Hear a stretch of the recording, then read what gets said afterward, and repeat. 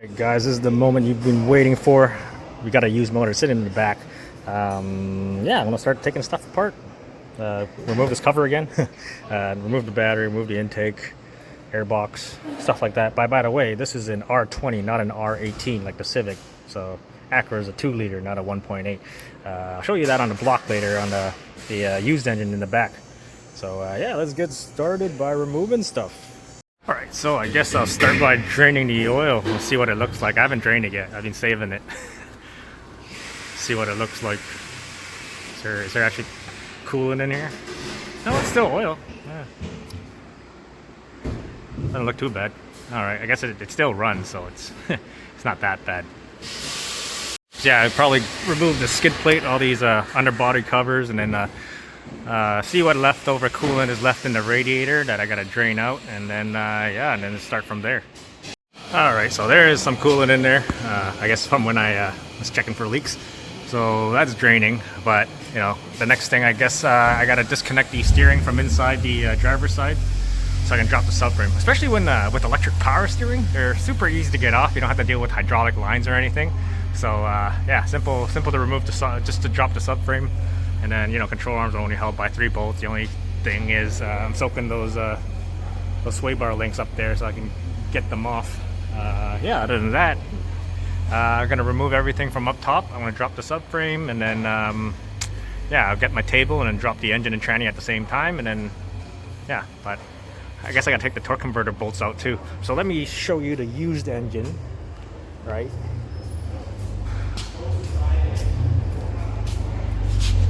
So as it says, it's an R20, right? Not an R18 like the Honda Civics. And yeah, what I like to do is, you know, take a look inside, because sometimes you get one from the wrecker and it's full of rust. I had that one time on a V6, so it's not rusty in there. I also didn't order a dipstick, right? Because I was hoping the used engine will come with a dipstick, so I don't have to order one.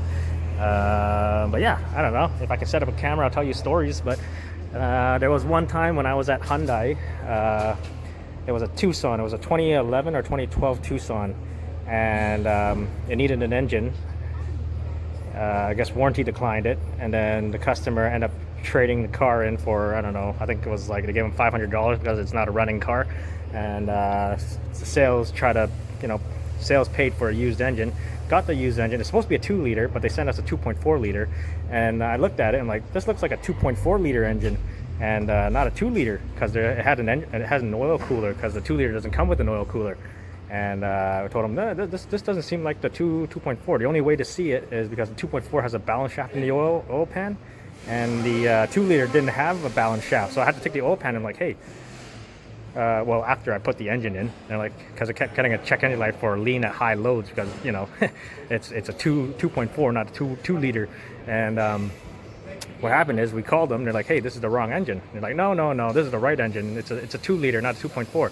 And then they gave us the VIN number and everything. Even with the VIN number, it's like, you look at the VIN number, it says a 2-liter. It has a 2-liter engine in it, but they sent us a 2.4, and they're like, "Yeah, no, it's the right engine." And then we kept calling them. They're like, and they stopped picking up our phone call. Then they just like ghosted us. So I don't know. Sometimes you can't trust every record, right? So that happened one time. And yeah, so that's a funny story, I guess, from when I was back at Hyundai. Anyways, I'm just waiting for the coolant to drain. Alright, so I'm gonna disconnect the steering shaft underneath. So I'm just gonna... The steering wheel locks on this thing, so I don't have to worry about it spinning. But I would like to still mark, so I can put it back where it goes. Oh, it's too bright. Okay, I see that blue mark on there. I'm just gonna draw the same black mark above it so I can put it back in the same spot. Oh yeah, right there. And then yeah, I'm just gonna turn it to that, looks like a 12 millimeter, maybe 10 mil. Take that off and slide the shaft off of it. So yeah, it is a 10 millimeter. And I need a stronger gun, or maybe I can just take the extension off of it and then get it off. Can't see. Oh, there you go. Yeah, there you go. Get it off without the extension.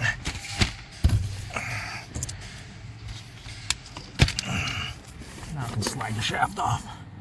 Hopefully it'll come off easy. Oh, there you go. Yeah, slides right off. That's disconnected. All right, now I can do other stuff now. All right, so I'm just recovering the AC. I thought to just leave the compressor with the engine. Once I have it out, I can just swap over everything. It's just easy to just disconnect these lines. There's a 10 mil there and a 10 mil there, and then the line can just stay with the car. And yeah, then I'll mess with the transferring all the stuff over once I have the engine out.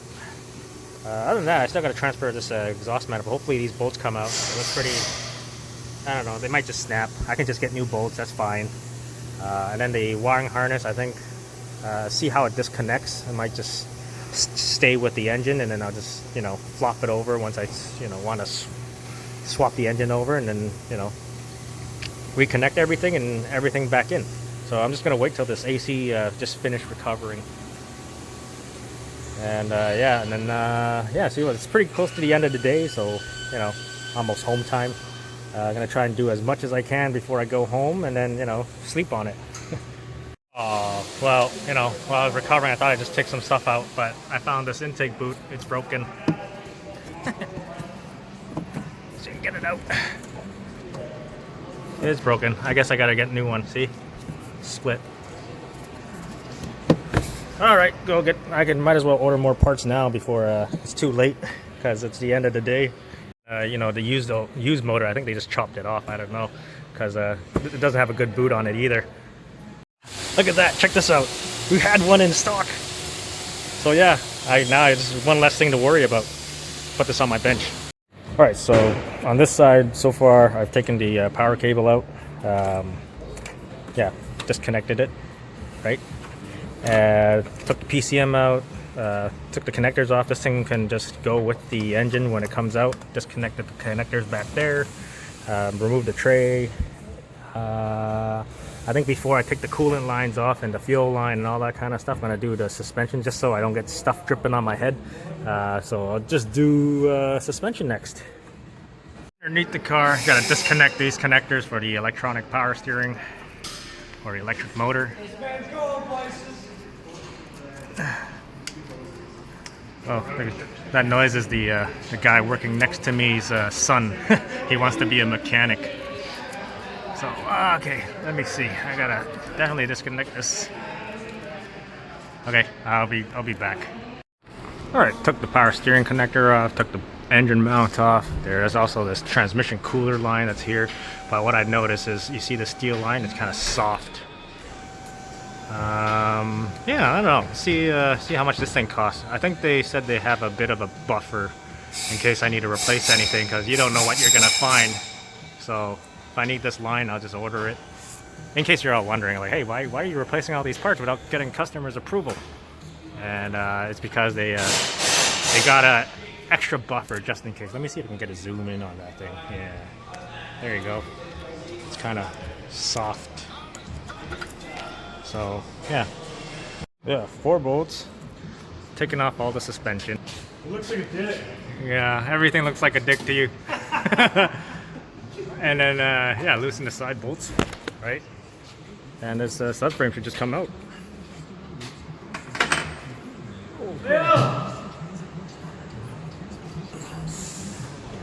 Oh, I forgot about the exhaust. Did I forget about the exhaust? Nope. Should be good. Should just come down, right? Oh, it's because it's still on the these things.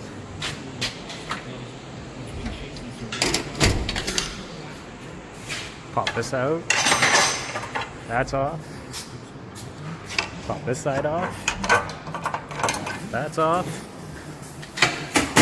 Yeah, it should just come the rest of the way down. Oh, what else am I on? Sway bar links still stuck? No? Anything else?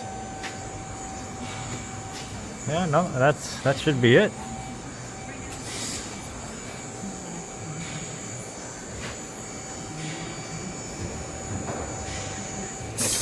Yep, and that's the subframe. And while I'm at it, I can change this tie rod. I loosened it before I took it out, so I can thread in the new tie rod because we got one. New one in.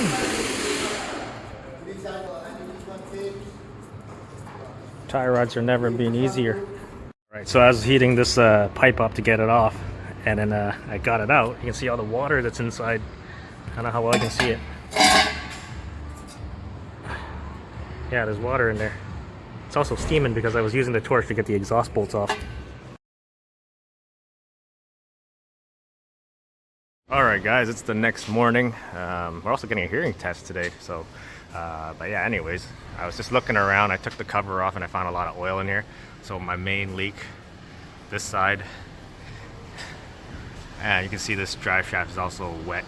You know, it's leaking. I need two axle seals. I'm going to replace it while I'm here. And if you're wondering, you know, what additional labor it is, it's just I'm already here. I'm just putting more parts in, just, you know, pay for parts kind of thing. All right, so the motor is out. Tons of space now. I'm gonna get the radiator out. I think I'm gonna pull it out from this side.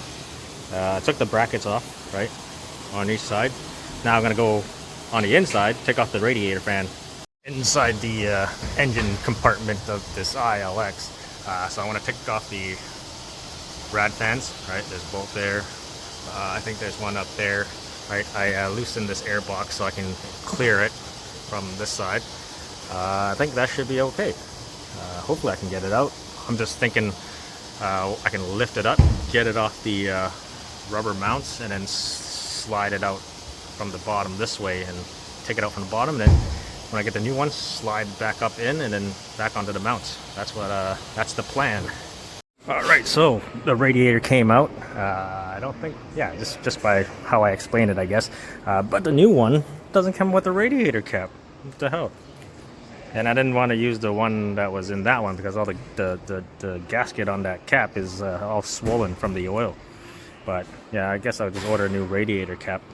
Okay, so before I put the rad fans in, I'm just going to make sure these things work.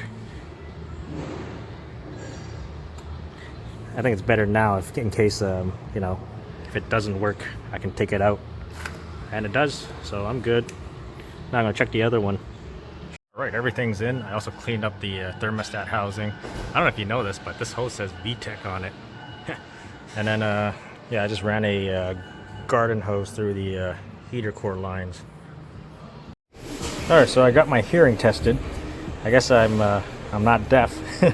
I actually asked the guy, hey, can I just watch this test so it's like all bad results so I can tell my girlfriend, like, hey, it's not my fault, I don't listen to you.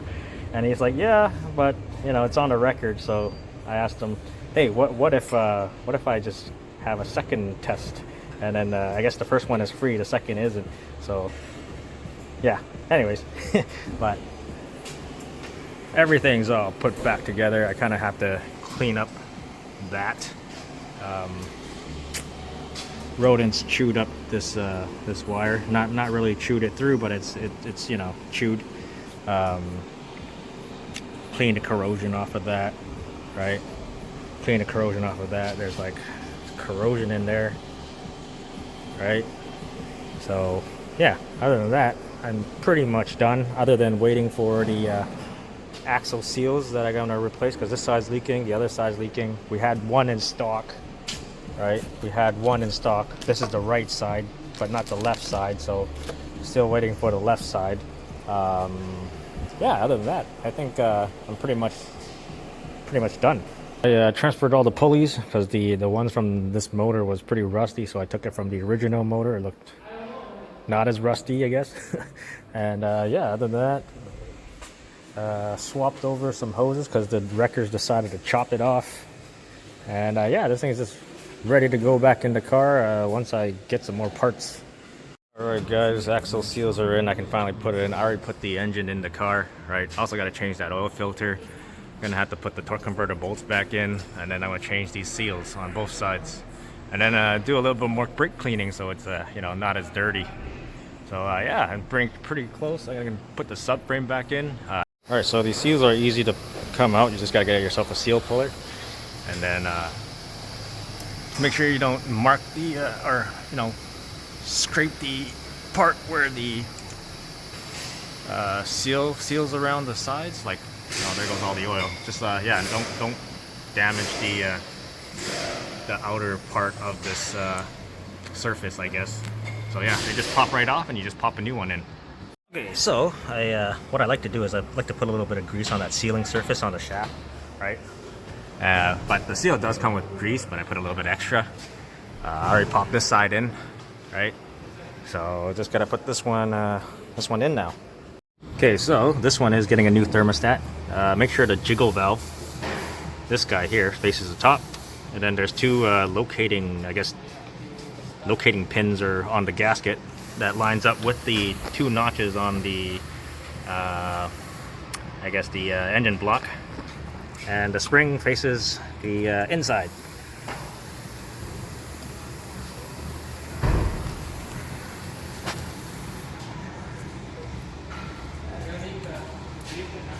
And that's the new thermostat. All right, coolant's being filled, AC's doing its thing. Gonna remove the filter and drain plug, and then put new oil in it, and yeah, that should be it. It's about to able to start. I gotta also put the battery in too. I think that's the only thing left. Oh, I forgot the cover on the PCM. It's on my bench. Do that too. All right, everything's in. New oil, new filter, topped with the fluid, filled up the AC, put the steering shaft back in. I'm go ahead and start her up. Ugh. Oh yeah, I still got to do an alignment too.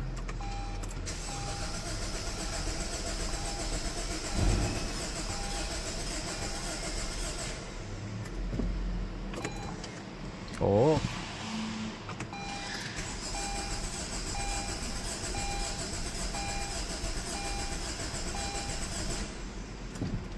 Oh, what's going on here? All right. Oh, okay, figured it out. It's starting now. So what it is I didn't swap the fuel rail. I just left the fuel rail on the intake manifold, and what it is there was still gas in it, but it was bad gas. So I don't know how long it's been sitting there. So that's all cleared up now, and it does start up and runs. So yeah, stuff like that just happens. But yeah, I'm gonna change the oil change sticker. It's also was due for service anyways, so I should clear that. But yeah, it's running. I might have to do a crank relearn because there's a different crank sensor on here. So I just took it for a good long test drive. Yeah, make sure the rat fan comes on. Oh, it was on. It went back off now. Give it a minute or so. Should kick on. Yeah, it did turn on when I started the video. There it goes, kicked on. Yeah, there you go. Rat fan kicks on. Yeah, I guess I can call this done. Oh, so before I throw this motor away, I just noticed something. This is all coolant.